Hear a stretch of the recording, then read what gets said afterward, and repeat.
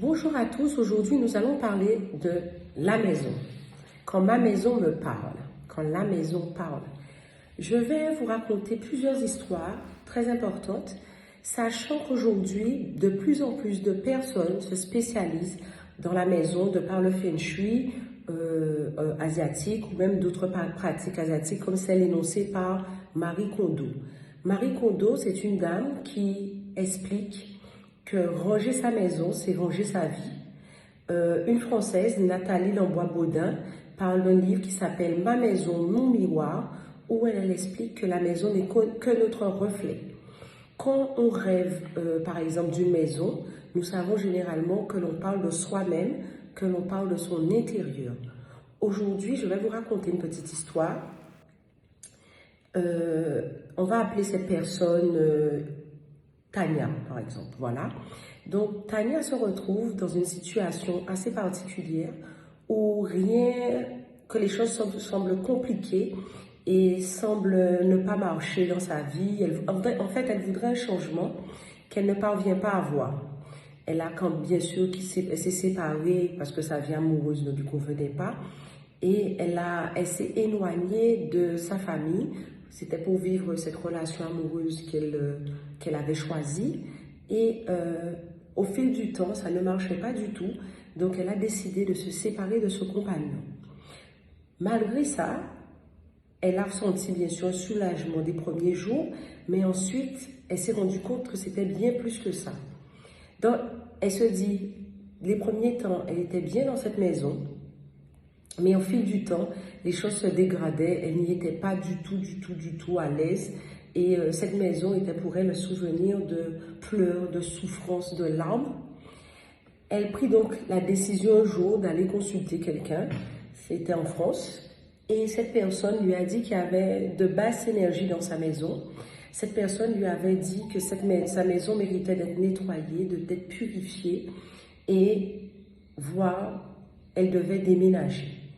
Un petit peu sous le choc, elle décide alors de suivre les règles qui lui ont été données pour nettoyer cette maison, purifier. Et là, petit à petit, elle voit que dans sa vie, qu'il y avait des changements. Donc, elle nettoyait, purifiait, elle a fait venir la personne chez elle qui était radiesthésiste. Donc, la personne a mis en place un certain nombre de choses. C'était compliqué. Cette personne, initiée aussi au bain, lui a proposé, bien sûr, c'était quelqu'un de la tradition sainte, des choses pour nettoyer sa maison, pour la purifier, pour pouvoir faire de la fumigation, etc. Elle fit tout et elle eut en effet un petit soulagement. Mais ça restait quand même compliqué. 3 mois, 6 mois après, elle était quand même mieux, mais c'était quand même quelque chose de lourd pour elle. Donc, elle décida de déménager. Mais par contre, elle prit le temps de déménager, se laissant guider, prenant des conseils, etc. Et un jour, elle rentra dans une maison et elle a eu la sensation qu'il y avait une connexion avec cette maison.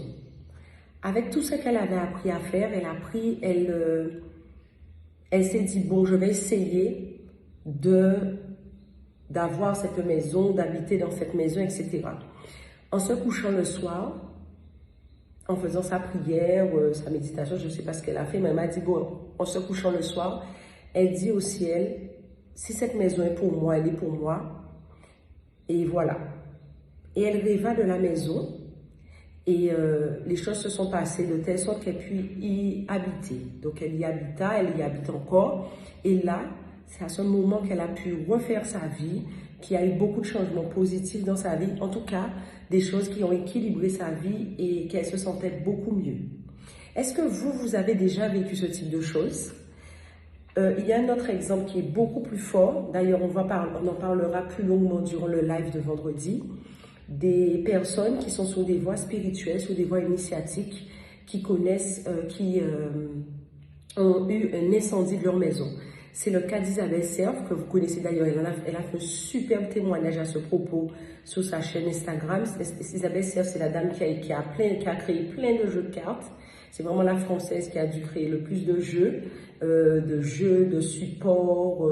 Vraiment, elle a fait un super travail en 5 ans. Et elle expliquait que c'est au moment où elle a eu cet incendie de sa maison, elle a tout perdu, Elle venait d'entamer la voie dans laquelle elle est. Et aujourd'hui, au bout de 5 ans, elle peut dire qu'elle a vécu quelque chose de fort et qu'elle renaît de ses cendres. Avez-vous déjà vécu des choses assez fortes avec votre maison? Votre maison vous a-t-elle montré des signes? En nettoyant votre maison, est-ce que vous avez eu des informations complémentaires, des choses qui ont changé votre vie? N'hésitez pas à partager ces infos avec nous, à liker et bien sûr à assister au live de vendredi où nous débattrons plus longuement avec des recettes pour nettoyer la maison, purifier, mais aussi reconnaître les signes bénéfiques, même si à première vue, ce sont des choses compliquées, mais un incendie, une inondation dans une maison, ce ne sont jamais des choses anodines. Donc, je vous dis, restez connectés, likez, partagez, commentez. À vendredi pour un plus grand partage de connaissances à ce niveau. Et je vous dis, à l'heure de